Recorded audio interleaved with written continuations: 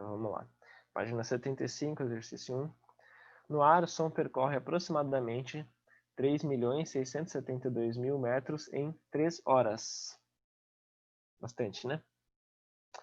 No ar, qual é a velocidade média do som em quilômetros por hora? Olha só, hein? Quer saber em quilômetros por hora, né? O que a gente tem que fazer?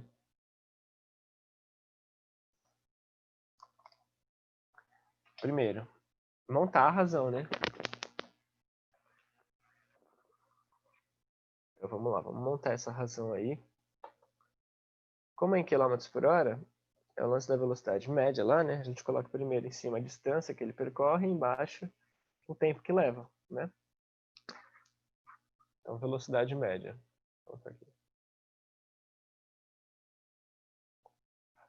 Velocidade média é a distância, certo? Que é 3.672.000 metros dividido por 3 horas, né? O que a gente tem que fazer?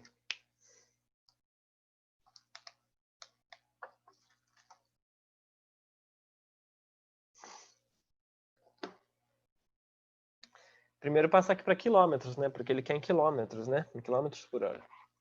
Então vai ficar a velocidade média. Quanto que fica aqui? 3.672.000 metros em quilômetros, gente. Só dividir por 1.000, né? Lembra? Para passar de metros para quilômetros, só divide por 1.000, porque 1 quilômetro é 1.000 metros. Então vamos lá. Fica 3.672 quilômetros. Ok? Dividido por 3 horas. Dá para dividir, né? Porque ele quer em quilômetros por hora, ou seja, para cada hora, quantos quilômetros percorre. Então vamos dividir isso aqui por 3, né? 3.672. Vai dar uma velocidade média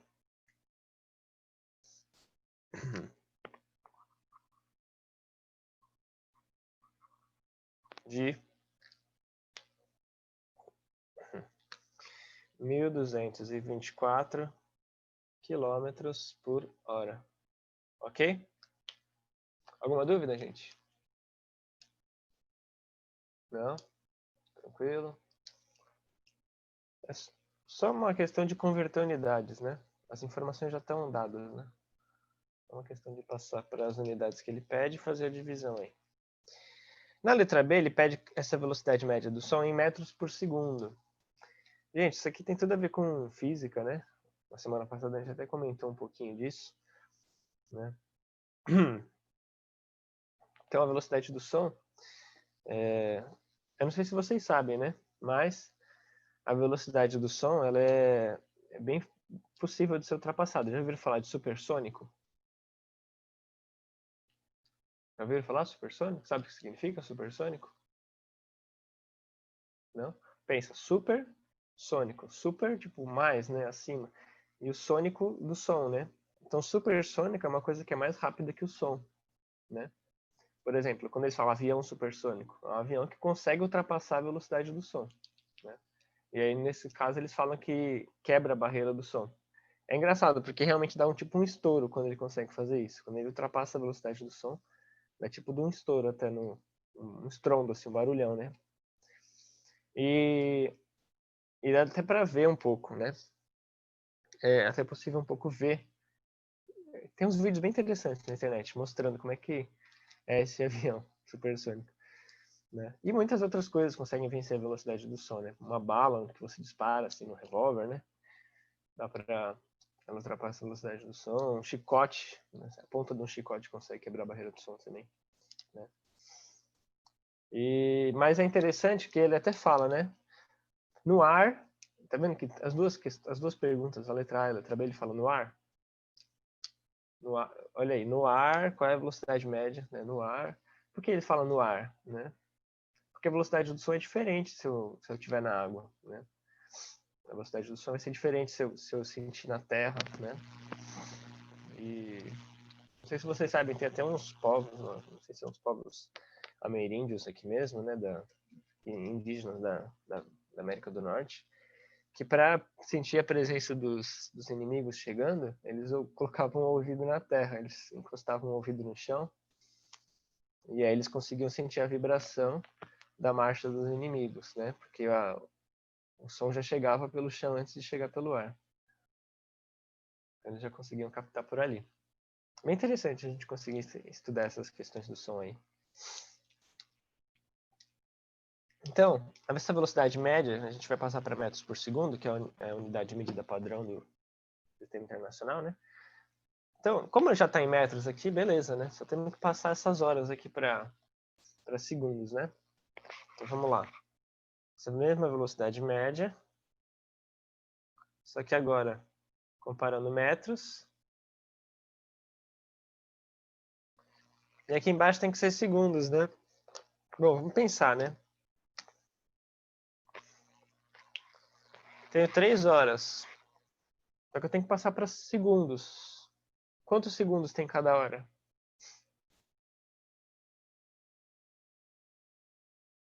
60. Então, quantos minutos, né? Tem cada hora, então. Cada hora tem 60 minutos, né? Mas cada minuto tem quantos segundos ainda? 3.600. Quê? É isso aí. Ó, se eu tenho 3 horas, né? 3 horas, cada hora tem 60 minutos, né? 3 horas e 60 minutos. E cada minuto tem 60 segundos. Então, eu vou multiplicar, ó. 3 horas, cada uma delas com 60 minutos. Cada minuto com 60 segundos. Ok? Então, fica 3.600 vezes 3, né? Porque são 3 horas. Isso aqui vai dar uma velocidade média. Né? Se for colocar aqui, né? Dividido por... Né? Então, essa distância em metros dividida por esse tempo em segundos, tá bom? Vou mostrar melhor aqui.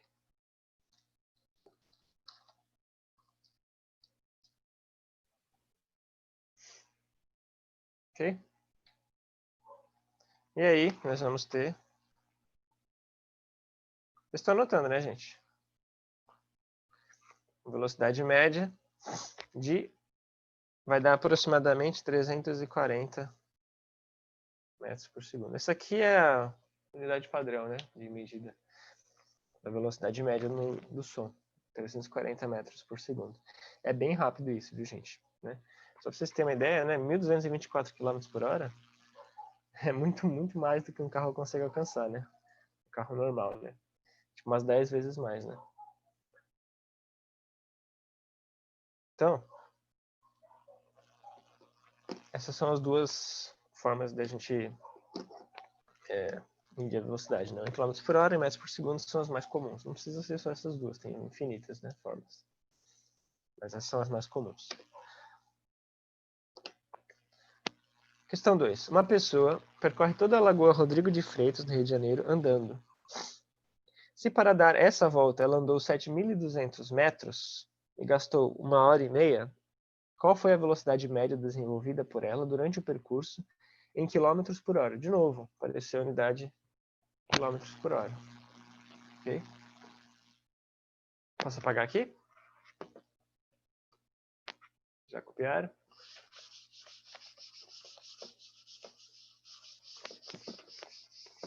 Então, de novo, nós vamos ter aí quilômetros por hora. Temos que converter a unidade, né? Novamente. Então, vamos lá. Velocidade média.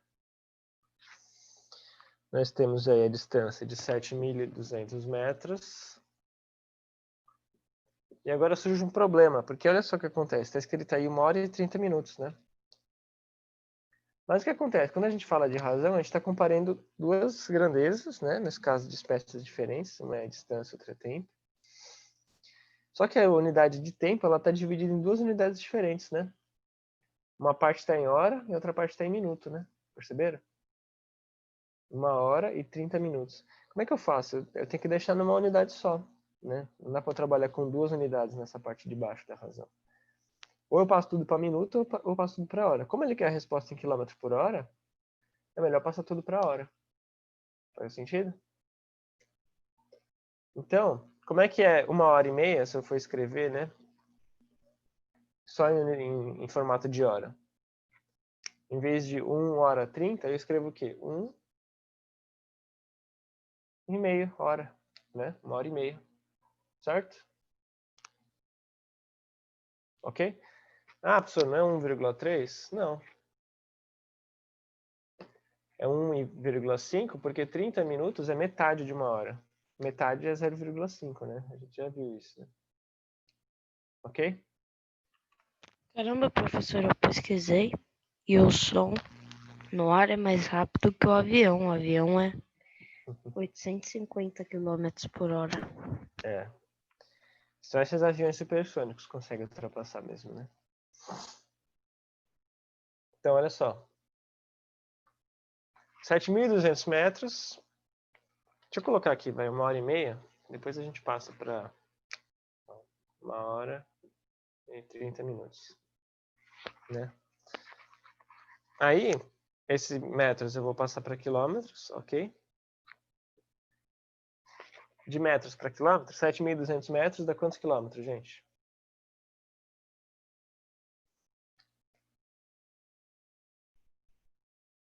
$7.200 dá quantos quilômetros?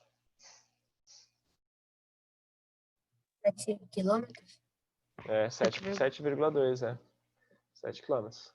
Só pensar, né? Bom, se cada 1.000 metros é 1 quilômetro, aqui eu tenho 7.000 metros, dá 7 quilômetros, só que tem 200 ainda, né? E aqui 1h e 30 minutos vira 1h30, né? 30 minutos é metade de 1 hora. Se tivesse mais 30 minutos, ia dar 2 horas. Então, 1,5 hora. Ok? Pronto, podemos dividir. 7,2 por 1,5 vai dar 4,8, né? Quilômetros por hora. Ok? Beleza, gente? Anotaram aí? Essa é a velocidade aí desenvolvida por essa pessoa. É uma velocidade bem razoável, né? De caminhada. Bem normal aí. Uma velocidade de corrida seria uns 15, 20 km por hora, dependendo da pessoa, né? Ou se fosse o Usain Bolt, até bem mais, né? Então, de caminhada tá ótimo esses 5 km por hora aí, né? Agora a questão 3, não vou nem escrever aqui. O que significa dizer que 35% dos alunos de uma escola são mulheres?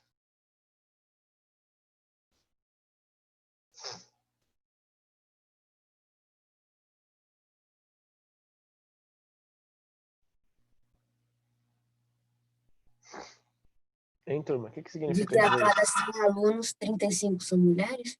Isso aí. A cada 100 alunos, 35 são mulheres. Significa que precisa ter 100 alunos nessa escola? Não. Não necessariamente, né? Pode ser que tenha menos, né? Pode ser que tenha mais também.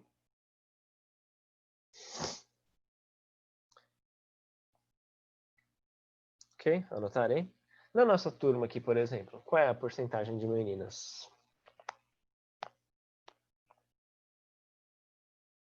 São 3, né? Vamos pegar 3 meninas. É um terço, vai dar 33,333%. 33%. 3 meninas num total de 9 alunos. Simplificando fica um terço, né? A gente sabe que é o 33% aí, mais ou menos, né? Então, né, a porcentagem na nossa turma é até menor do que essa porcentagem aí da escola de 35, né? Mas não é o comum, né? Porque a gente sabe que tem até mais mulher que homem no mundo, né? Então, pelo menos nos países democráticos em que as mulheres frequentam a escola, né? Ao contrário de alguns países que ainda vivem um certo atraso, assim, né? O fundamentalismo religioso, né? Ainda perseguem mulheres que vão para a escola, né? Nos países democráticos, as mulheres até são a maioria nas escolas, né? Até nas universidades, muitas vezes, né? Conseguem até ter mais estudos que homens. Então, questão 4. Um aluno tinha 50 questões para resolver em uma prova de matemática. Dessas questões, acertou 38. Quantos por cento da prova o aluno acertou? E aí, turma? 19%? Ah, tem gente que pensou assim também, mas não é não. 76%? Isso. Como é que a gente pode pensar isso, galera? Razão equivalente, tá? Razão equivalente ela serve para muita coisa, Eu né? só multipliquei. A gente vai ver que tem mais de uma forma da gente enxergar essa relação, né? Que é quando a gente estudar proporção, vocês vão ver isso, né? Mas pensando assim, eu tinha 50 questões. 50 questões é o meu total, o meu todo, né? Aqui embaixo aqui. E dessas 50 questões, acertou 38, né? Ou seja, se eu quero escrever isso em forma de porcentagem, eu tenho duas possibilidades, a gente já viu. Ou eu escrevo uma razão equivalente de denominador 100, porque porcentagem é isso, né? Porcentagem é uma razão de denominador 100, aqui uma fração de denominador 100. Ok? Ou eu dividiria, né, 38 por 50, encontrava um número decimal e multiplicava por 100 para encontrar a porcentagem. Lembram disso? Bom, dessa abordagem aqui, né, ó, se eu tenho 38 no total de 50, quanto seria no total de 100? Quantos por cento seria, né? Aqui dobrou, né? Aqui tem que dobrar também. Certo? Ficaria 76, certo? Que é 76%. Então, 76%, ou seja, 76 a cada 100. Não, professor, não tem 100 questões, são 50, eu sei. Mas se tivesse 100, ele teria acertado 76. Só que como só tinha metade, ele acertou metade de 76. Né? Mas manteve essa mesma proporção, que a gente vai falar no próximo capítulo. Então, razões equivalentes são muito úteis, tá bom? A gente comparar assim, né? Nem sempre dá, mas... Olha lá. Questão 5. Tá todo mundo anotando aí, né? As respostas. Questão 5. Em uma cidade há 120 mil eleitores e 4 mil votaram no candidato A. Qual foi a razão dos votos que esse candidato recebeu em relação à quantidade de eleitores? Então, vamos pensar, né? A própria frase já dá pista pra gente, né? Ó, qual é a razão dos votos que o candidato recebeu, né, em relação à quantidade de eleitores? Então, primeira informação é a quantidade de votos que o candidato A recebeu. Vou colocar assim, votos em A sobre total de eleitores. Essa é a razão que a gente tem que escrever. Certo? Como é que fica essa razão aí, gente?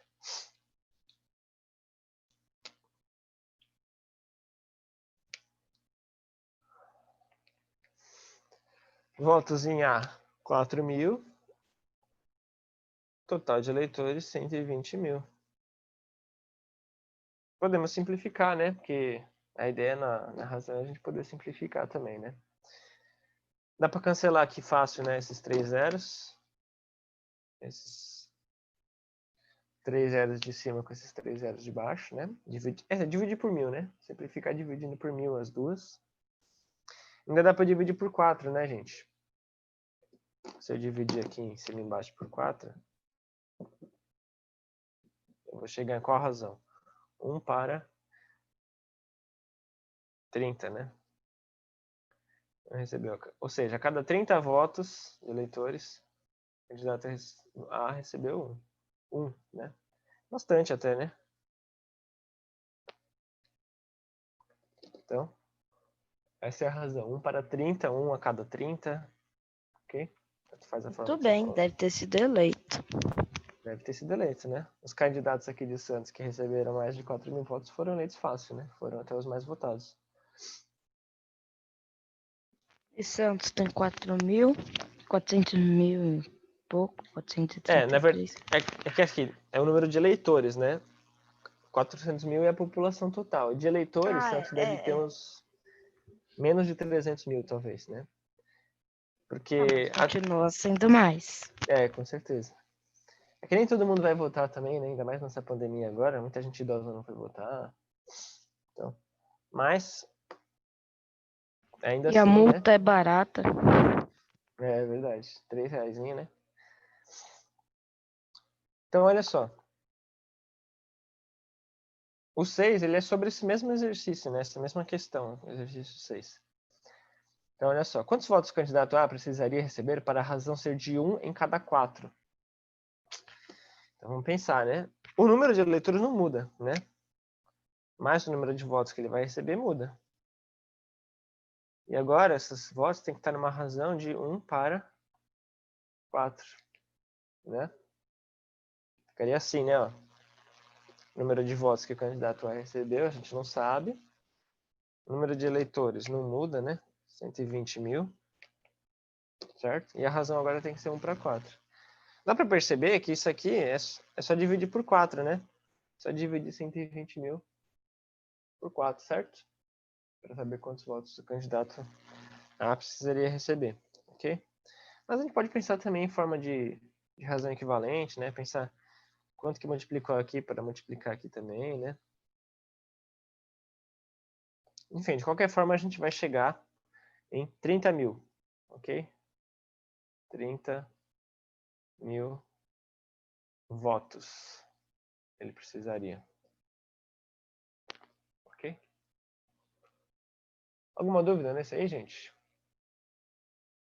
Ele precisaria de 30 mil votos? 1/4, né? 1/4 de 120 mil é 30 mil. Só dividir por 4. Poderia até usar desenho, né? A gente costumava, às vezes, quando a gente falava de fração, fazer um desenho assim, né? Pegar uma barra, dividir em 4. 1/4 é um pedaço, né? É só dividir 120 mil por 4, pegar um pedaço. Tudo isso a gente já estava bem acostumado, né? Ok? Então, exercício 6, 30 mil votos.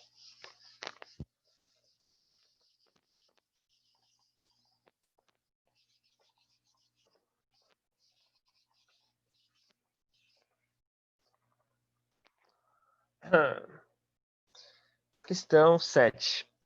Água e tinta estão misturadas na razão de 9 para 5.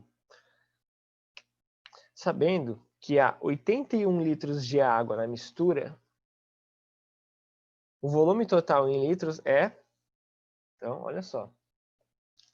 Eu tenho uma razão de 9 para 5, mas essa razão é de quê? De água e tinta, né? Então, é água e tinta. Então, é importante a gente saber quem está em cima e quem está embaixo, né? Razão de água e tinta é uma razão de 9 para 5. Ok? Mas tem 81 litros de água nessa mistura. Não tem 9. Tem 81. Ok?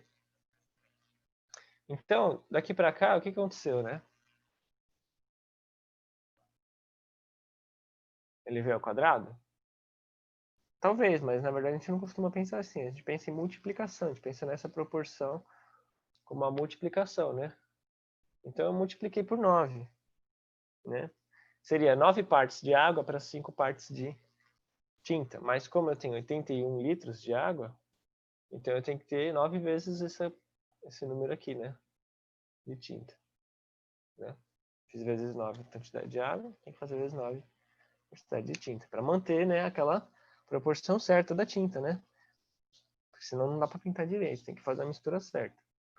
Então, 5 vezes 9, 45 litros. Ok? Alguma dúvida, gente? Mas é isso que ele quer saber, só?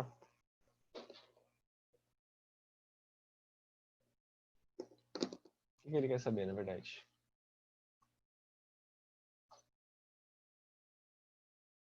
Qual é a pergunta que ele faz no exercício, gente?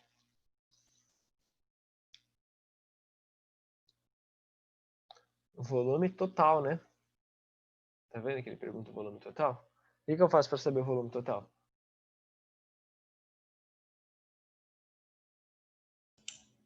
Soma, né? As duas 81 mais 54.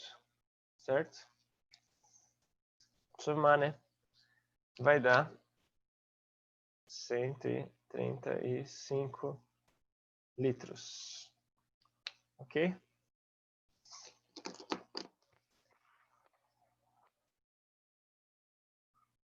Desculpa. São 54, né? 45. Desculpa, gente.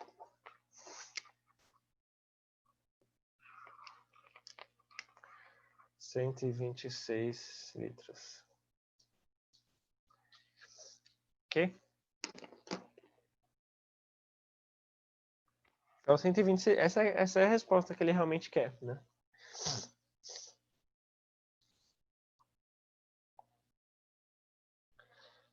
Questão 8 da OMRP. O arame é cortado em duas partes na razão 3/2. Então, vamos imaginar o arame aqui, né? Foi cortado em duas partes. Na razão de 3/2. Até aí, tudo bem? Consegue enxergar isso aqui? O arame fatiado em dois pedaços. Esse tamanho é como se tivesse 3, né? E esse aqui tivesse 2, ok? Mais ou menos isso. Tá? 3/2, essa proporção, essa razão aí, tá bom? Com cada parte se forma um quadrado, né? Então, com essa fatia de cá, olha só, vou separar, né? Com essa fatia de cá, eu vou formar um quadrado, tá bom? Vai virar um quadrado assim, ó. E com essa eu vou formar um quadrado também. Um pouco menor, né? Ok?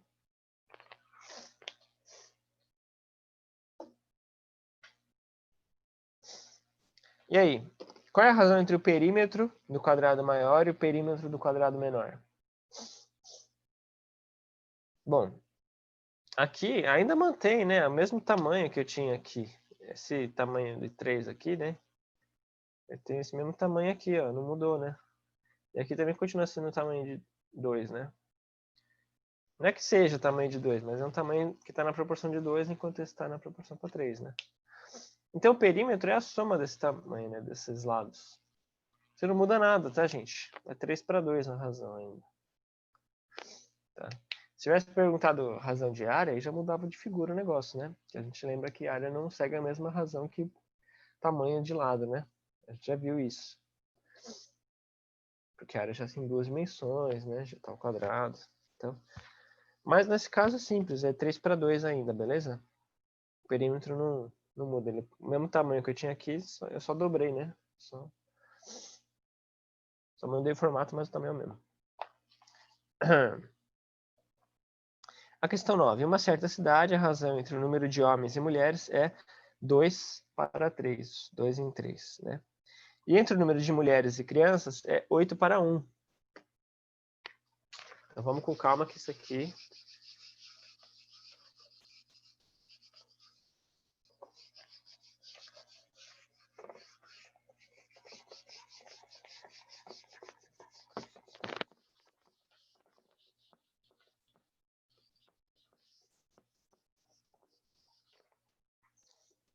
Olha só.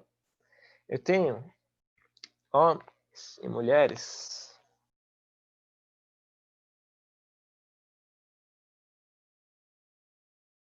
Importante saber escrever na ordem certa, né, gente? Como ele fala homens e mulheres, então é homens primeiro, mulheres depois. Então, numa razão de 2/3. Tu tem mais mulher que homem, né?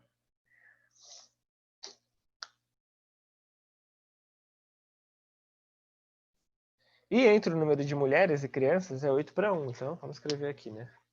Mulheres. Women.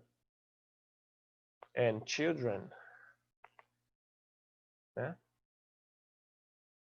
Tô treinando meu inglês já. É 8/1, ok? Até aí, tudo bem, gente? Essa parte, identificar os dados, né? Ele quer a razão entre o número de adultos e crianças. Pô, mas pera aí, ele não falou nada de adultos até então, né? Quem que são os adultos, gente? Os homens e as mulheres. Isso aí, os homens e as mulheres. Então, se eu pegar a proporção de 2 para 3 que tem aqui, como é que fica a quantidade de adultos, né?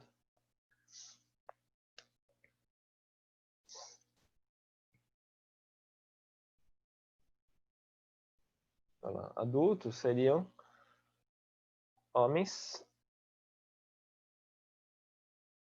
mais mulheres, né?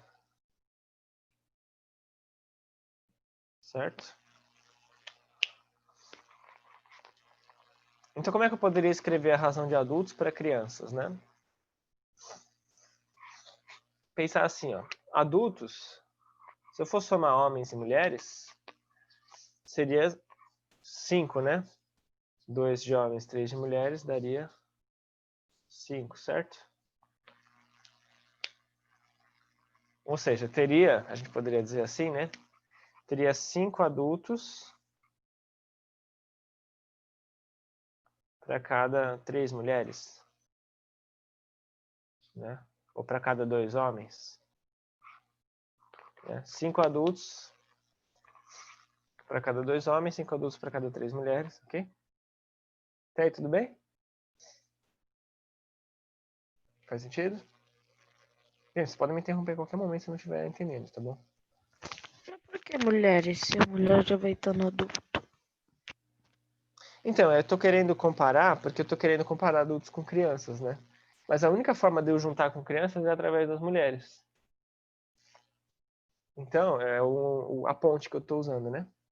Para atravessar de adultos para mulheres, para crianças, que é o que ele quer como resposta, eu tô usando como atalho as mulheres, né? Então, de 5 adultos, 3 são mulheres. E as mulheres são 8 vezes a quantidade de crianças, né? Se a gente for ver. Se eu tiver 10 crianças, eu tenho 80 mulheres, né? As mulheres são 8 vezes a quantidade de crianças. Certo?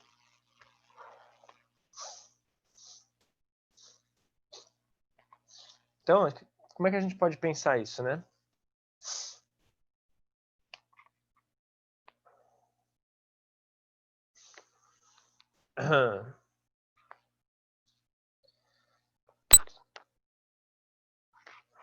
Eu acho que talvez seja mais fácil fazer assim, né? Deixa eu ver.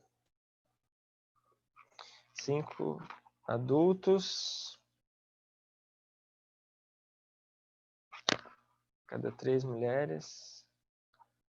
Deixa eu ver qual seria a forma mais fácil de pensar isso. Eu vi que alguns conseguiram fazer de um jeito bem legal aí, que agora eu não tô lembrando direito, mas alguns conseguiram resolver aí. Acho que foi o Pedro e a Manu. Então, olha só, 5 adultos para 3 mulheres.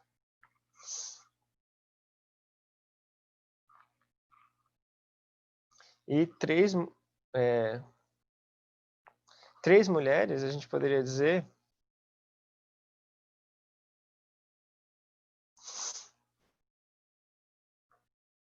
Tá, vamos fazer assim.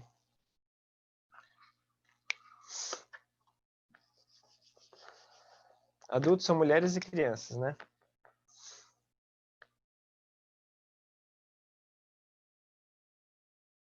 Mulheres e homens, né? Mulheres e homens.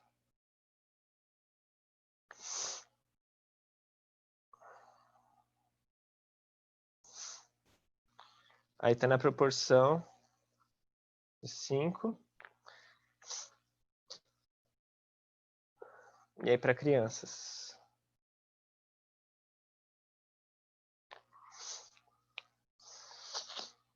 Aí as crianças, a gente pode pensar que elas são 1/8 das mulheres, né?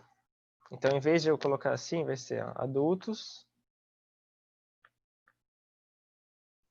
5. E as crianças, no lugar de crianças, né? Eu vou colocar a proporção que eles têm em relação a mulheres. Né? Que seria o quê?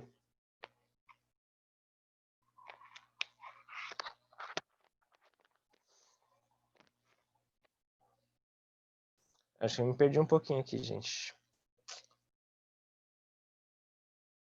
Alguém consegue me dar uma luz aí?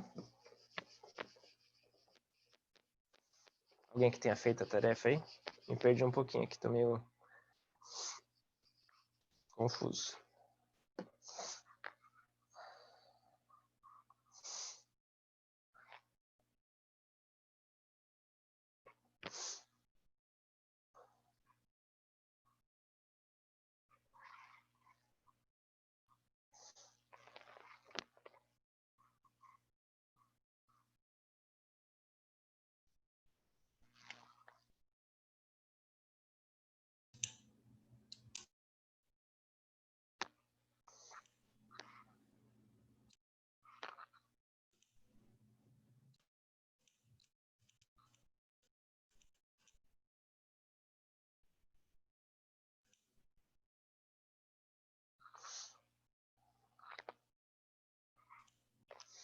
Entre alguém conseguiu resolver isso aí? Porque isso eu fiquei um pouco travado aqui. Eu não sei como é que eu consigo fazer para resolver de um modo que fique claro para vocês.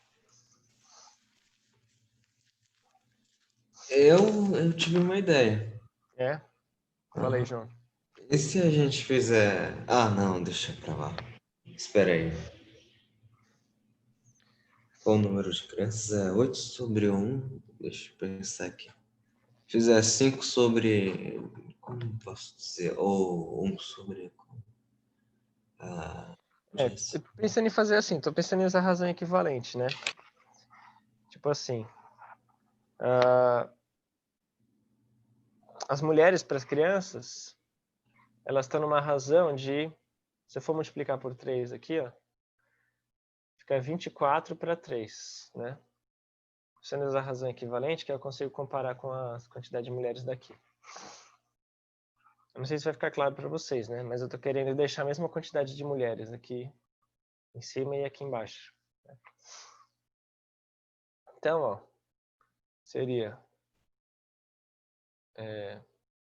multiplicar por 8 aqui, né? Essa razão de cima.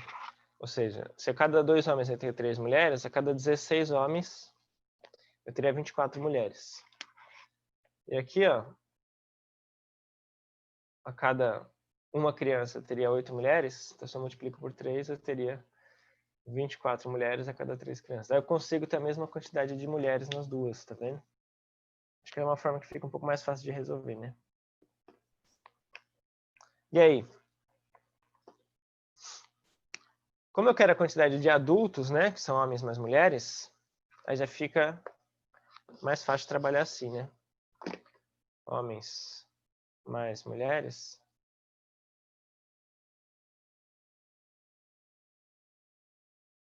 Então eu vou juntar, né? Eu teria 16 mais 24, né? Daria 40 adultos, né? Agora sim, né? Então eu teria 40 adultos, né? 16 homens para 24 mulheres e cada 24 mulheres teria 3 crianças. Então seria 40 adultos para 3 crianças, né? Sendo que esses 40 adultos, 24 seriam mulheres. Ok? Então seria a letra D. 40 adultos para 3 crianças, ok? Eu usei a mesma razão aqui, né? Eu consegui colocar as mulheres no mesmo tamanho, né? 24 mulheres eu teria 16 homens, 24 mulheres eu teria 3 crianças. E aí consegui usar essa razão, né? De 24 para 3, acrescentando os homens, não só as mulheres. Coloquei os homens também para ser os adultos, para a relação das crianças. Ok? Então fica a letra D aí, 40 para 3. E a questão 10, né, fala do censo realizado aí. Dizia que havia cerca de 48 homens para 50 mulheres, né? E havia 93,4 milhões de homens no Brasil, né? Então, se a razão é de 48 para 50, né? Sendo que isso aqui em cima é homens e embaixo é mulheres, né? Então, aqui é homens e aqui embaixo é mulheres. Se essa razão se mantém, né, na população geral, e nós temos 93,4 milhões de homens, então o número de mulheres tem que ser proporcional, né? É só fazer a razão equivalente, né? Descobrir quanto que eu multiplico daqui para cá. Ah, professor, como é que descobre? Dividindo, né? Divide 93,4 por 48, vai encontrar um número. Esse mesmo número multiplica aqui, tá? Vai encontrar 97, alguma coisa aí, né? 97,3 mais ou menos. Tá bom? Milhões de mulheres. É só manter a mesma proporção, né? Isso na questão 10. Então, a 10 é a letra D também. Então, é só encontrar razões equivalentes. Até nesse aqui foi mais fácil quando a gente encontrou razão equivalente, né? Mais fácil de resolver. Tudo bem, turma?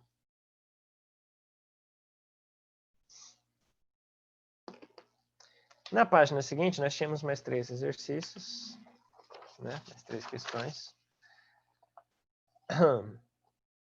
A 11 dizia de um atleta aí, né? Um cara que correu 10 vezes a distância, né, do outro.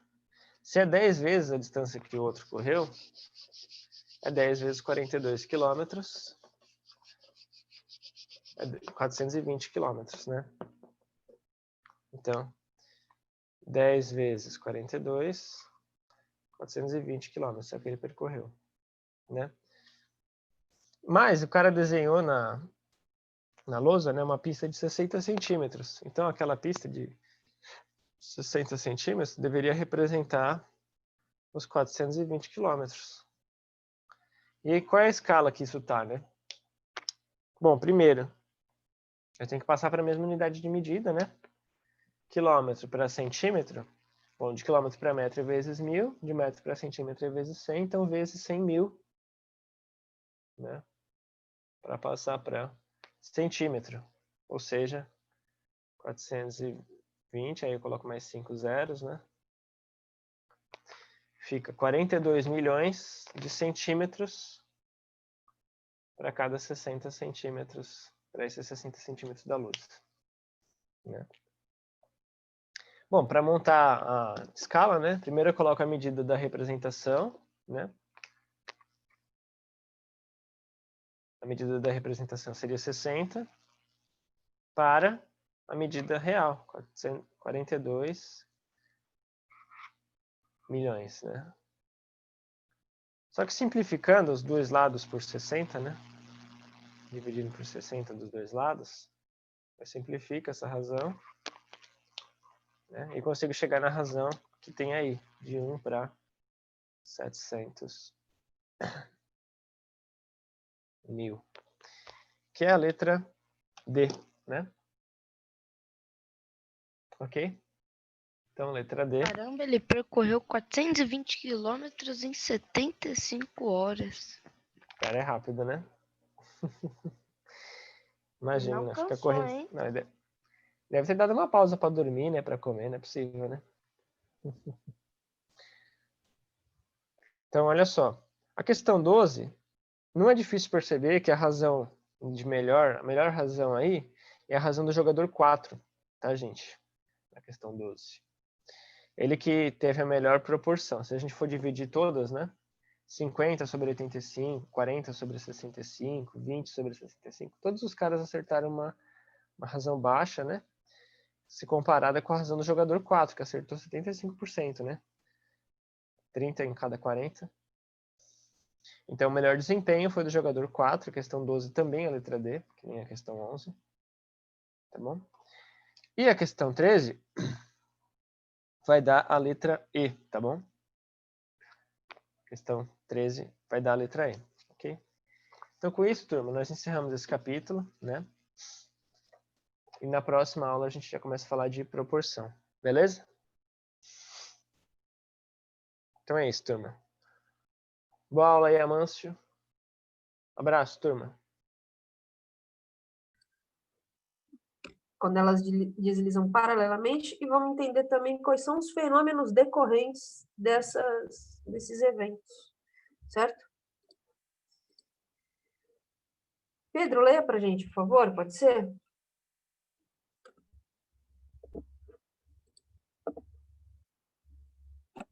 Pedro? Oi, professora, eu tinha ido no banheiro aqui, que é para ler? Limites conservativos, página 247. Tá. Limites conservativos são chamados assim quando as placas realizam movimento lateral, de forma que não temos produção ou destruição da litosfera. Também é conhecido como falha de transformação. O exemplo mais evidente é a falha de San Andreas, localizado na região costeira da Califórnia, nos Estados Unidos. Essa falha ocorre pelo deslizamento da placa do Pacífico e da placa norte-americana de forma horizontal, criando rupturas e deformações nas rochas da região. Além disso, a constante ação dessas placas faz com que a região seja atingida por abalos sísmicos recorrentes. Ok, obrigada. Então, nós temos aí, ó, convergentes e conservativos como dois aspectos importantes na ocorrência de eventos sísmicos, né? Eventos sísmicos são os abalos, os terremotos, que acontecem por causa desses movimentos, certo? A falha de San Andreas é um exemplo bem clássico, tem até um filme, alguém já assistiu um filme que fala sobre isso? É Terremoto, o nome do filme é Terremoto, a falha de San Andreas. É bem interessante, ele mostra esse aspecto e todo o drama envolvido em volta desse fenômeno, né? Dessa ocorrência, tá? Então, nós temos aqui, ó, a representação esquemática de um limite conservativo, tá? É clara a diferença entre as três? Sim, né? Sim. Divergentes, convergentes ou destrutivos e conservativos ou transformantes. Por que fala conservativos? Porque ela, teoricamente, não existe destruição da litosfera, né? Ela conserva. Esses limites, eles são conservativos ou transformantes. Não tem destruição, nem construção de novos materiais na camada de rocha, tá? Certo? Ó. E aí, com isso, vamos entender de que forma que o vulcanismo, tá, e os terremotos estão associados a essas ocorrências, tá? Ó.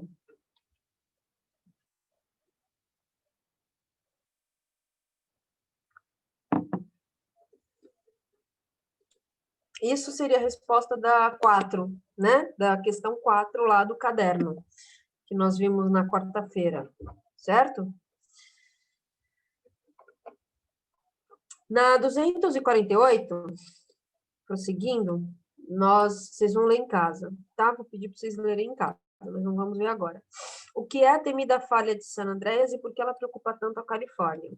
Tá? Esse texto aí nós vamos deixar para casa, certo?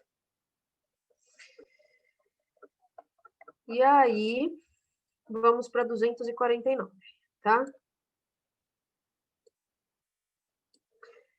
Eu vou deixar duas coisinhas para casa, mas depois eu falo, tá? Esse texto é uma delas. Eventos associados às placas tectônicas. Então, de que forma que esses três limites... Tá falando alguma coisa, Thierry? Não? De que forma que esses três limites do movimento entre essas placas estão associados aos eventos que a gente conhece, tá? Eventos associados às placas tectônicas. João, lê esse parágrafo, por favor. Pode ser? João tá aí ou caiu? João, acho que caiu.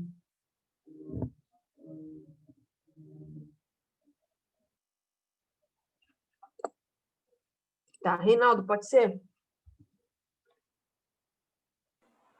Pode? Tá, vamos lá, então.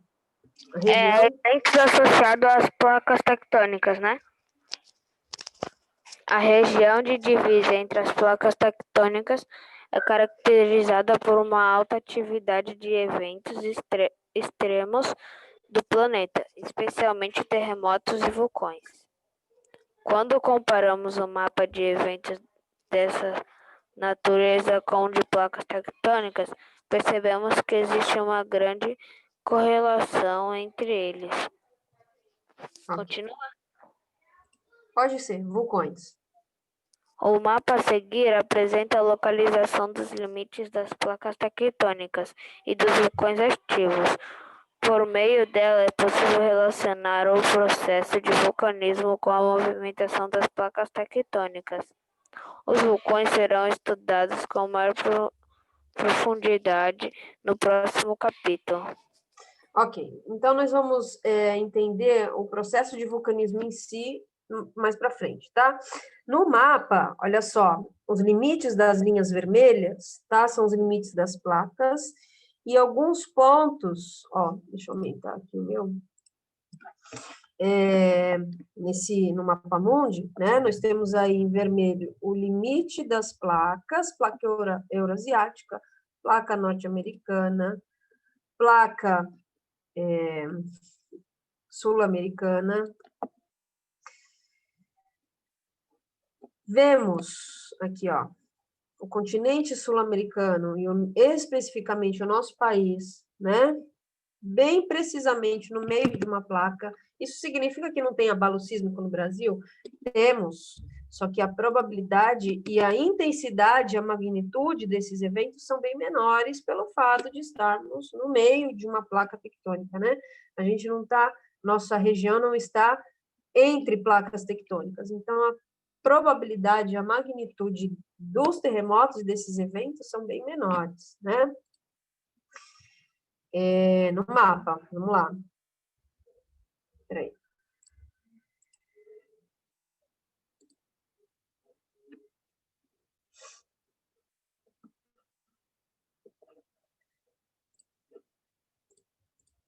Só um minuto. Travou aqui.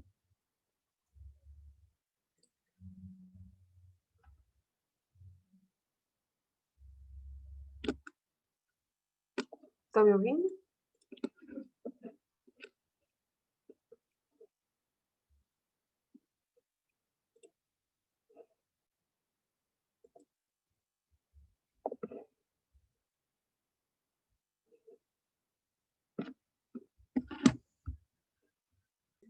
Continuando.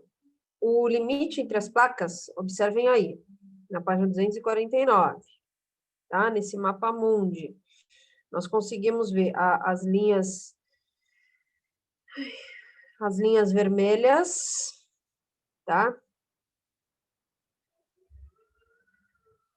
E a placa sul-americana, que é onde está quase toda a porção do nosso continente, né? Quase toda a porção do nosso continente e o nosso país no meio de uma placa, tá? As setinhas pretas, vejam só, são os sentidos das placas com relação a isso que nós acabamos de ver, tá? A convergência ou a divergência entre elas, certo? Vamos lá, pessoal?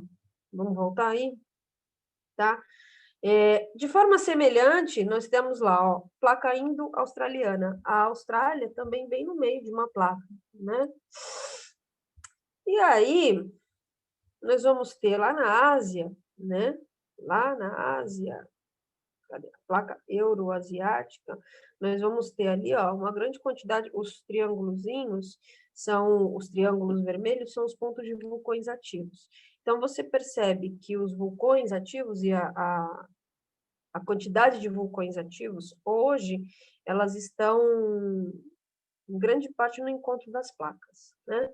Então, a gente vai entender como que os vulcões estão associados a esses movimentos de convergência e de divergência e nos limites dos conservativos também, tá?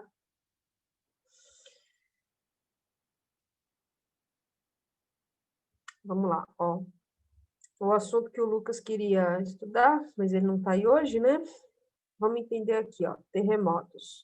O que nós vamos ver hoje, basicamente? Esses 3 tipos de limites, esse mapa que mostra os vulcões ativos, depois vamos pesquisar alguns nomes, e os terremotos, tá? Ok? Ó.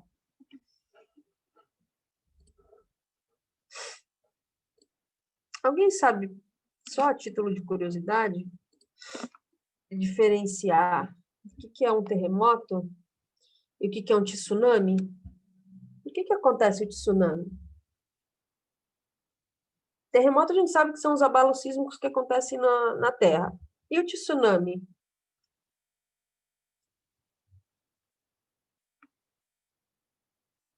Quer falar, Thierry? Não? Tsunami acontece nos mares, tá? Eu não sei, mas seria tipo um abalo sísmico só que no mar, em vez na terra?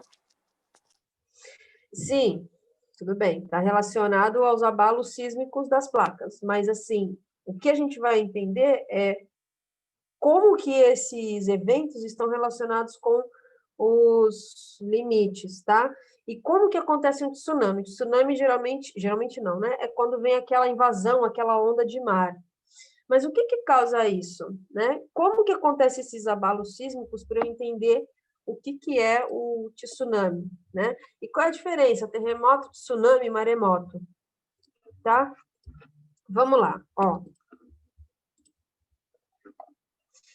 Mas é por aí, Reinaldo. É por aí mesmo a linha de raciocínio, tá?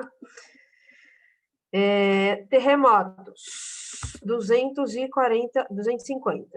Não, 249, desculpa. 249 ainda, terremotos, tá?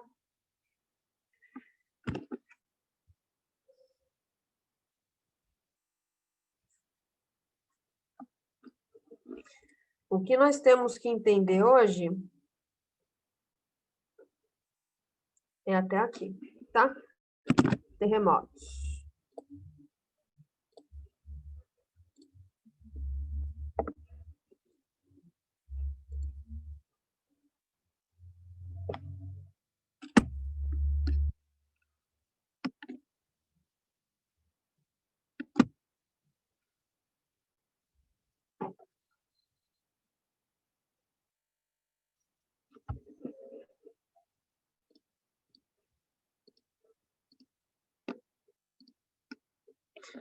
Ó, vamos lá. Os terremotos, tá? Primeiro parágrafo. Nós vamos ver e eu vou explicar os conceitos mais importantes, tá? Primeiro parágrafo. Manuela, pode ler, por favor? Pode ser? Dos terremotos, professor? Isso. Os terremotos de grande magnitude ocorrem em limites dos tipos convergentes e conservativos, visto que a ação de uma placa sobre a outra é mais efetiva. O que chamamos de terremoto ou abalo sísmico é o evento em que ocorre contato direto entre as placas tectônicas, originando uma fratura na região chamada falha. O problema dos terremotos deve-se, em grande parte, não somente à formação da falha, mas à energia mecânica liberada nesse tipo de evento. Ok. Energia mecânica, obrigada. Energia mecânica, ele é um processo físico, tá? É um conceito físico. O que acontece? Só um momento.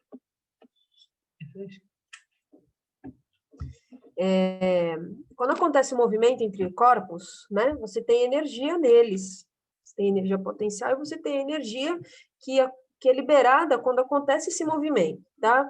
Uma coisa importante para entender é que sempre quando acontece um movimento entre isso é um conceito de física. Quando acontece um movimento entre os corpos, e principalmente o contato entre eles, né, você tem a energia que é transferida de um corpo para o outro, tá? Você tem energia mecânica, aí nesse caso, você tem energia em forma de calor, que é o que acontece no magma, né? E nós estudamos lá no primeiro bimestre, quando vimos as máquinas térmicas, tá? Então, o conceito de energia, ele é bem importante ter na mente quando você fala de movimentos. E que tipo de movimento nós estamos vendo? Das placas, tá? E aí nós temos aqui, ó. Continuando. né? Deixa eu ver aqui. Thierry, continua, por favor. Acho que o Thierry já leu, mas continua. Lê mais esse parágrafo, por favor. Em um primeiro momento, Podemos fazer uma analogia.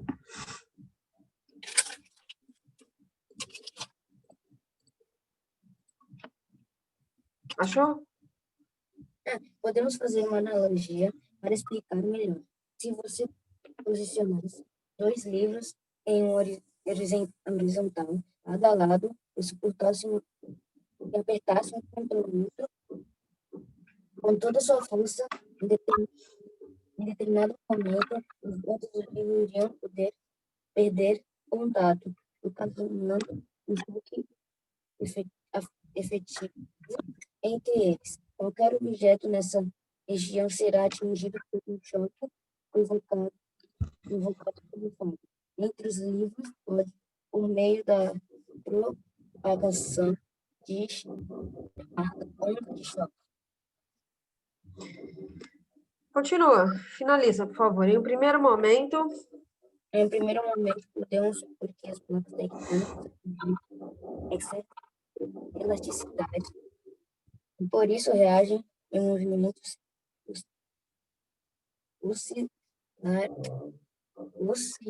oscilatórios.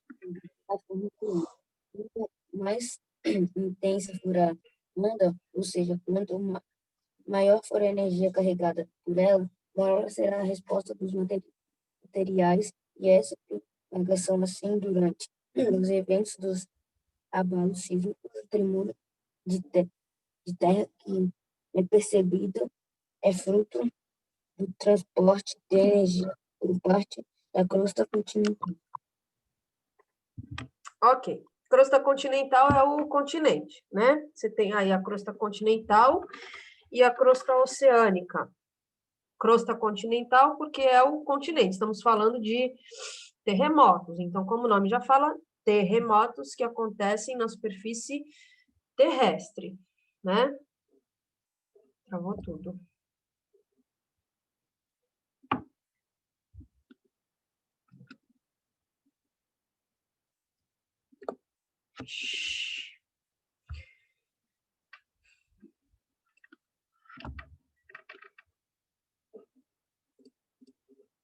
Estão me ouvindo? Caiu? Não caiu? Tá. Oi? Quem falou? Eu ia falar que não caiu, não. A gente está te ouvindo. Tá. Então, para a gente entender aqui esses 2 parágrafos que o Thierry acabou de ler. Nesse parágrafo que fala da analogia, né? Deu para entender. A analogia que ele faz é com quando você... Não precisa ser 2 livros, ou qualquer material plano, né? Você encosta, você força, uma hora o que acontece? Essa força, a onda, né? A energia mecânica, ela vai ser... O atrito vai ser tão forte, né? Que uma hora eles vão perder o contato, vão se sobrepor. E é a mesma coisa que acontece com as placas, quando elas se encontram, né? A força desse contato, ele é tão grande que uma hora elas se sobrepõem, certo? É essa comparação que ele quer fazer, tá? E no terceiro parágrafo, o que ele fala? Sobre as ondas. Quando você fala de energia mecânica, tá? É um outro conceito de física também, as ondas, certo? Essa energia, ela é transferida, tá? De um corpo para o outro em forma de ondas oscilatórias. Veja só, o terceiro parágrafo, olha só. Podemos supor que as placas tectônicas apresentam certa elasticidade, por isso reagem com movimentos oscilatórios, ou seja, na forma de ondas. Quanto mais intensa for a onda, ou seja, quanto maior for a energia carregada por ela, essa energia mecânica, maior será a resposta dos materiais a essa propagação das ondas e a propagação da energia mecânica que tem nas placas. Assim, durante os eventos de abalos sísmicos ou os terremotos, O tremor de terra que é percebido é fruto do transporte de energia, tá? Então, quanto maior a energia que acontece ali no atrito entre elas, mais forte vai ser o terremoto, tá? Na crosta continental. Para a gente entender como acontece um terremoto, nós temos 4 conceitos, certo? 4 conceitos, tá? Na figurinha da página 200 e acho que é 250 aí, nessa próxima figura, você tem a representação, é 250, você tem a representação de como acontece um terremoto, tá? E os 4 conceitos importantes para entendermos terremoto, certo? O que a gente tem que entender? Veja a representação. Na primeira você tem a representação e na segunda o efeito, né? O efeito destrutivo do terremoto. São 5 conceitos, desculpa, 5 conceitos aí, tá? No primeiro mostra a representação e no segundo os efeitos do terremoto de Nepal em 2015, tá? Esse sismo atingiu a magnitude de 7,9 na escala Richter. Sismo pode se entender como terremoto também, tá? Como você vê essa palavra sismo ou abalo sísmico, ele se refere ao terremoto, tá? Então, os 5 conceitos que nós temos, tá? Vocês vamos ler com mais detalhes para fazer os exercícios. São os 5 aspectos que estão envolvidos para definir um terremoto, tá? O epicentro, o hipocentro, hora de origem, a profundidade e a intensidade, ou a magnitude, que é o que a gente sempre escuta falar, né? Tal terremoto atingiu 7,9 na escala Richter. Tal terremoto atingiu 3,5 na escala Richter. É a intensidade ou a magnitude de um terremoto, tá? Então, veja só, na figura, tá? Na primeira representação, você tem aí o hipocentro, que é a origem do terremoto, tá? É onde acontece a origem do abalo sísmico em si, tá? Figura, acompanha a figura da 250. A origem do abalo sísmico em si acontece ali no meio, que se chama hipocentro, é onde acontece o movimento que vai dar origem ao terremoto, tá? Aí, mais acima, você tem o epicentro. O epicentro é a parte da crosta continental, veja só, epicentro é a parte da região, tá? Onde tem a maior intensidade do terremoto e a destruição. O hipocentro fica lá no meio, né? No atrito entre as placas. O epicentro é a região da crosta, a região da superfície, onde vai ter a maior intensidade do terremoto, certo? E aí é onde você consegue observar a destruição. Um exemplo é a figura abaixo do efeito do terremoto, tá? E aí, depois do hipocentro e do epicentro, você vai ter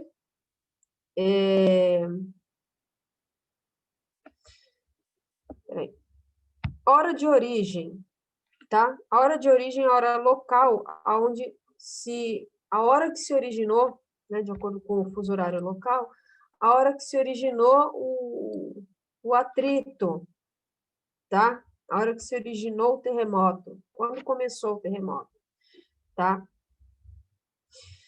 Você tem também a frente de ondas, que é o que nós acabamos de falar. Essas ondas que estão representadas, essas circunferências que estão representadas na figura, elas representam a propagação das ondas, da energia que é propagada ao longo das placas, tá? Deixa eu fazer uma pergunta. Esse conceito de ondas e de energia mecânica, deu para entender ou não ficou claro? Deu para entender ou não? O que são essas ondas que são propagadas?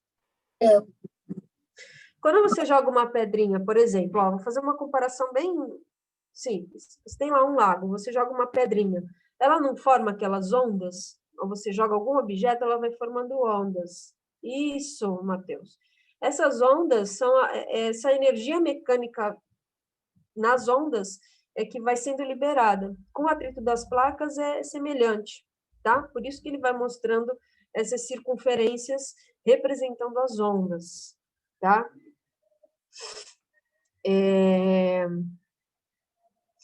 Você vai ter a profundidade focal, letra D, tá? Estou acompanhando aí, que é a distância de propagação do abalo, é até onde o abalo sísmico ele atinge, certo? E a intensidade ou a magnitude, tá? Qual é a intensidade que aí geralmente ela é medida numa escala de 0 a 10, tá?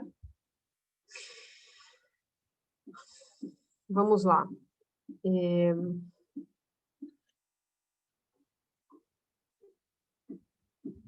Essa intensidade, ela é medida em relação à amplitude do terremoto, tá? Veja só, acompanha aqui na letra E comigo. Intensidade ou magnitude, tá? Quando for fazer o exercício, nós vamos ver com mais detalhes, tá? Vocês vão dar uma olhada para poder responder. A intensidade ou a magnitude do evento, né? Ela está relacionada à amplitude dessas ondas, dessas circunferências que são representadas na figura aí, tá? Os valores na escala Richter, lá embaixo, os valores na escala Richter variam de 1 a 10 e são proporcionais à amplitude das ondas produzidas por um terremoto padrão a uma distância de 100 quilômetros. A cada 100 quilômetros que esse terremoto é produzido ou é atingido, tá?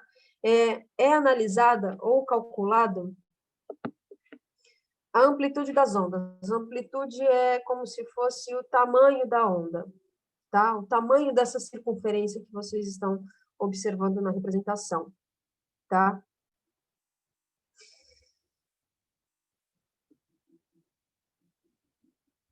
Vamos lá.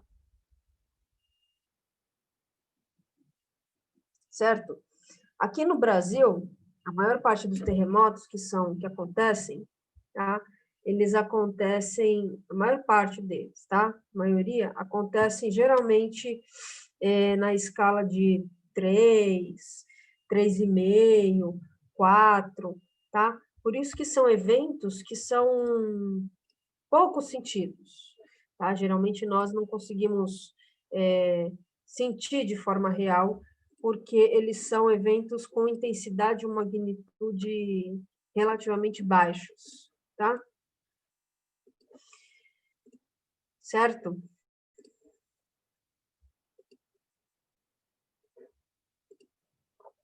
Tudo bem, gente?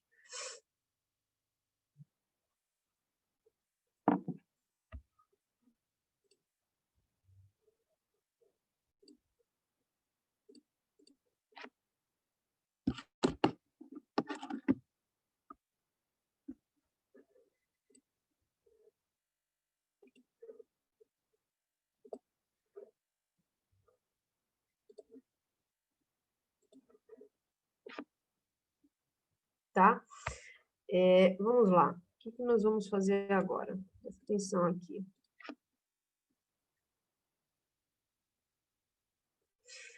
Esse texto abaixo são duas coisas. Nós vamos ler em casa, tá? Vocês vão ler em casa, certo? Estudo comprova que atividades humanas causam terremotos mortais.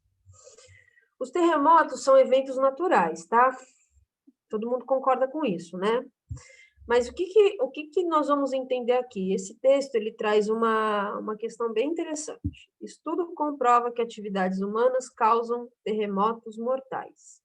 Os terremotos são eventos naturais, mas de que forma que as nossas atividades, para variar um pouco, né, intensificam um fenômeno que é natural, tá? Então, nós vamos fazer duas coisinhas. Vocês vão ler dois textos para casa, tá? Não é para ler agora. O da falha de San Andreas e o estudo das atividades humanas, como que eles estão relacionados à intensificação dos terremotos, tá? Certo? Isso para casa. E para agora, nós vamos lá para a página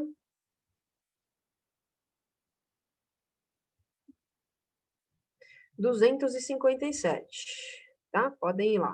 Pula, dá uma pulada lá na página 257. Deixa eu ver aqui, peraí.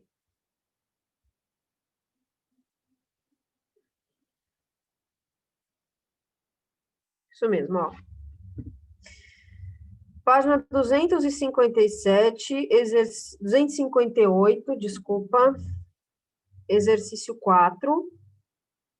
O 3 nós não fizemos e não vamos fazer agora, porque fala sobre tsunamis. Nós vamos fazer aqui, a página 258, exercício 4. E exercício 5, tá? Página 258, exercício 4 e exercício 5, ok? 2 exercíciozinhos para agora, tá? Vamos lá.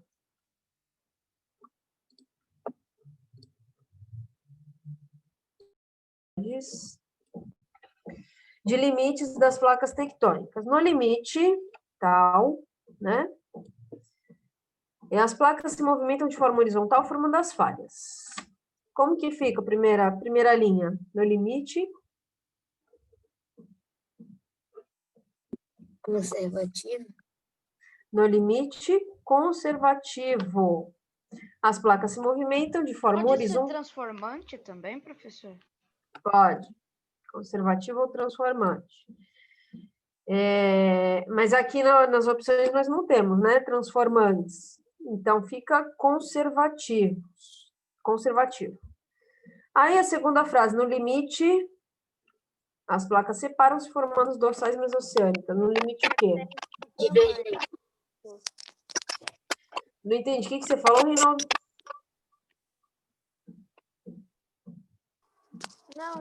Não, eu coloquei conservativo, mas você falou que não tinha um transformante, mas tem um transformante ali na B. Ah, tá. Verdade. Mas na primeira opção não tem, né? Como primeira opção não tem. Então, fica conservativo. Segunda, qual que é a segunda frase? Divergente. Divergente. Enquanto no limite, Convergente. convergente, o encontro das placas promove a formação de fossas. Então, fica conservativo, divergente, convergente, letra D. Tá? 4, letra D. Alguma dúvida disso? Alguma dúvida que é a letra D? Alguém pôs alguma opção diferente?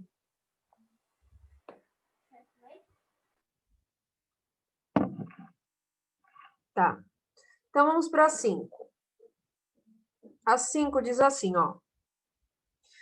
Que aspecto da teoria da expansão do assoalho oceânico permitiu uma nova visão da teoria da deriva continental? Isso é importante relacionar os dois, tá? Nós vimos no exercício lá do caderno, acho que eu dei um exercício parecido com esse. Vamos lá. Quem pode dizer a sua resposta? Que aspecto da teoria da expansão do assoalho oceânico permitiu uma nova visão da teoria da deriva continental?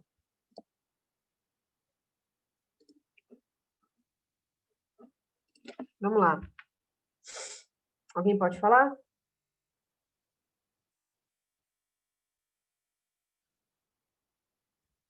Matheus fez? Conseguiu?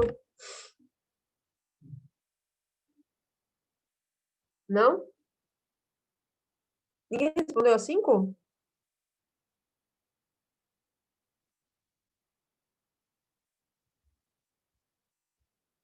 Vamos lá, gente. Estou vendo pouca gente aí.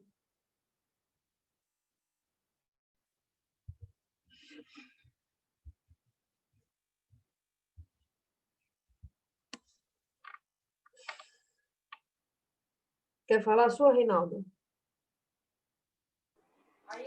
fiz também. Por quê? Não achei, não consegui. Pedro fez? A 5 não. Ninguém conseguiu fazer? Gabi, você conseguiu fazer? Sei que você está sem microfone. Esse fez? Não? Entendeu?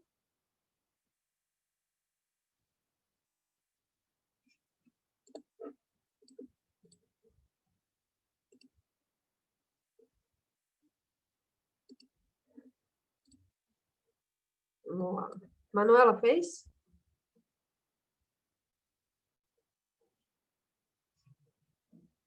Eu não entendi direito essa pergunta. Não entendeu? Tá, ó, vamos lá, gente. De novo. Todo mundo lembra a teoria da deriva continental, que eu falei? Né? Lembra? Teoria da deriva continental, Pangeia, separação, os aspectos que levam a essas evidências e tal. Depois nós vimos teoria da expansão do assoalho oceânico. E aí, na 5, ele pergunta basicamente qual é a relação entre as duas. Tá? A teoria da deriva continental, ela diz sobre a Pangeia, que um dia os continentes foram um único só, um único bloco, e ao longo dos milhares de anos foram se separando. E aí nós temos alguns argumentos a favor dessa teoria, né? Os argumentos mitológico, paleoclimático, paleomorfológico, que nós vimos lá, né? Os referidos argumentos. E aí depois nós vimos a teoria da expansão do assoalho oceânico. O nome já fala, assoalho oceânico, que está lá no fundo. Quando você fala assoalho, você se refere ao chão, né? Está lá no fundo do oceano. Vamos dar uma voltada lá? Na teoria do assoalho oceânico, para a gente formular essa resposta? Vamos lá. Ó, vamos só dar uma pincelada aí, né? De novo, aqui, ó.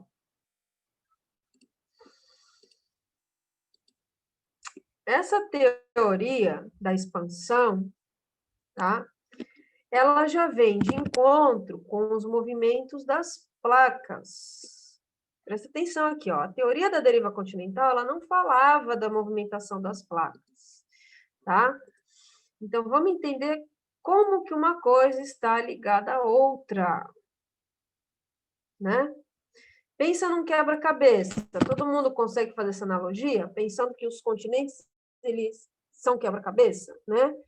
Quebra-cabeça se dividiu. Quem era esse quebra-cabeça inteiro? Era a Pangeia. E aí eles foram se dividindo, foram se quebrando, vamos dizer assim, né? Só que para que eles pudessem se quebrar, qual foi a principal causa? Ou qual é a principal causa? A movimentação das placas, né? O Wegener, ou Wegener, né? Que foi o cientista que propôs a teoria da deriva continental, ele não tinha conhecimento da movimentação das placas, né? Então, vamos entender aqui, ó. Vamos voltar lá rapidinho. Na página... Ó.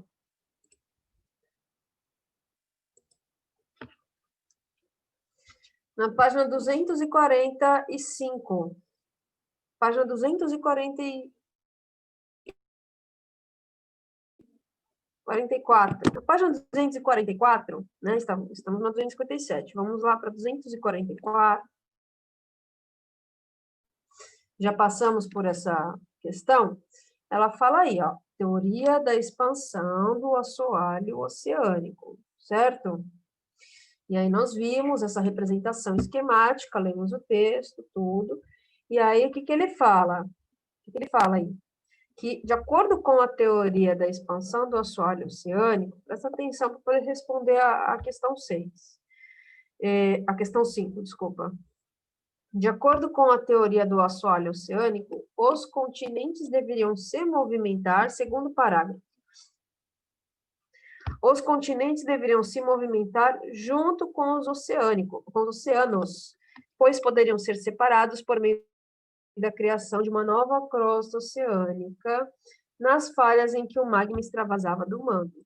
E aí você vai percebendo, né, que como está relacionado com a movimentação das placas e, consequentemente, com a teoria da deriva continental. A teoria da deriva continental não diz que os continentes se separaram? Então, mas o que levou essa separação? A expansão do assoalho oceânico, que está diretamente relacionado com a movimentação do magma e das placas, certo? Faz sentido isso? Movimentação do magma leva à movimentação das placas, que leva à separação dos continentes, né? Tá, então vamos lá, ó.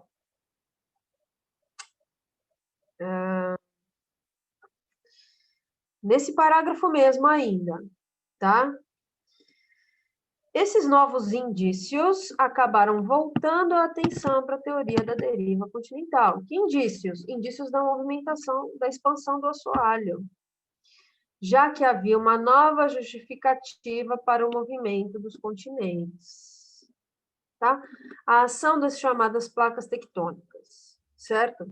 E aí viria, né, dessa forma, surgiria a teoria da tectônica de placas. Tá? Então, uma coisa está consequentemente ligada à outra. Certo? Como que nós podemos elaborar essa resposta, então? Vamos lá. Voltando para o exercício 5. Ó.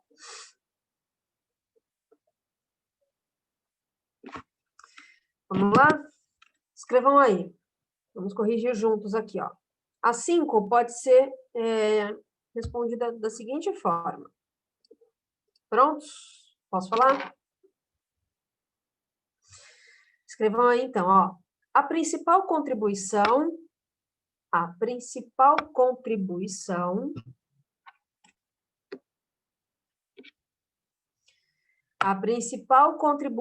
da teoria da expansão do assoalho oceânico,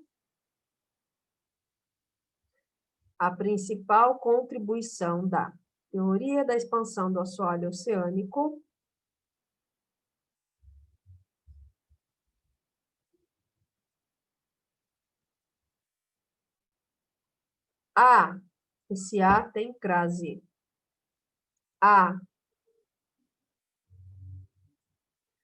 Teoria da deriva continental.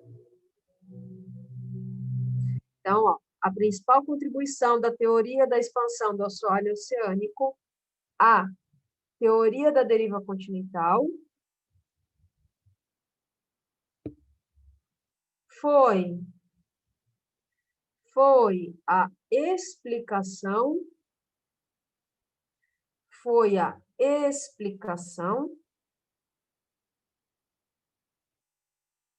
sobre o movimento da litosfera. Foi a explicação sobre o movimento da litosfera.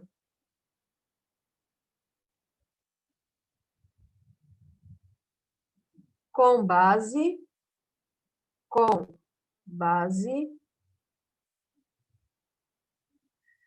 no sistema,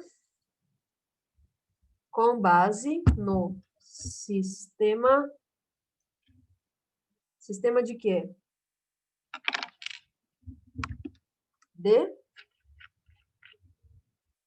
Alguém sabe? Alguém adivinha o restante da resposta? No sistema de... Olha só, nossa resposta ficou assim. A principal contribuição da teoria da expansão do assoalho oceânico à teoria da deriva continental foi a explicação sobre o movimento da litosfera com base no sistema de placas tectônicas. Certo? Então, assim, relacionando essa resposta, né, relacionando os dois conceitos, o que ele quer dizer? O que nós queremos dizer com essa resposta, né? Que a teoria da expansão do assoalho oceânico, ela complementa a teoria da deriva continental com base na movimentação da litosfera, com base na movimentação dos continentes, né? Embasado no sistema de placas tectônicas, tá? Então, o movimento das placas tectônicas veio embasar, veio reafirmar a teoria da deriva continental, tá? Que veio explicar por que os continentes se movimentam, por que eles se separaram, continuam se separando, certo? Alguém perdeu alguma parte da resposta? Quer que eu fale de novo? Certo?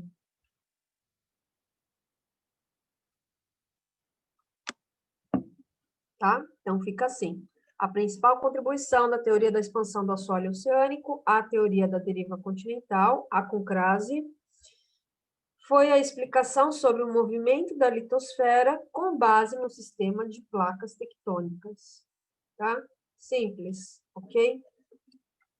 Dessa forma, você relaciona as duas teorias, tá? Pessoal, seguinte, duas coisinhas, vou repetir aqui, duas coisinhas para quarta-feira. Vou pedir para vocês lerem com atenção, com carinho, esses dois textos imensos, tá? Imensos, que vai dar um trabalhão. O texto sobre a falha de San Andreas,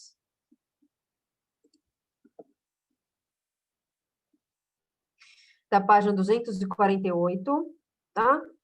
Ler esse texto aí, ó. O que é a temida falha de San Andreas e por que ela preocupa tanto a Califórnia? Se puderem, se quiserem, tem o filme, não sei se tem na Netflix, mas tem o filme lá, sobre esse fenômeno. E o texto, dois textos, esse e o texto da página 250, tá? Estudo comprova que atividades humanas causam terremotos mortais, certo? Não tem nenhuma pergunta para responder, é só o texto para ler mesmo, ok?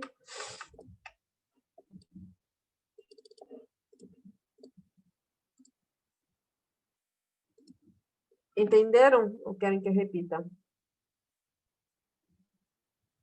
Tá? Alguma dúvida ou pergunta ou questão? Algum questionamento? Alguma observação? Não? Tudo certo? Coloquem a data de hoje aí, por favor, nos dois exercícios que nós fizemos. Hoje é dia 23/11, tá?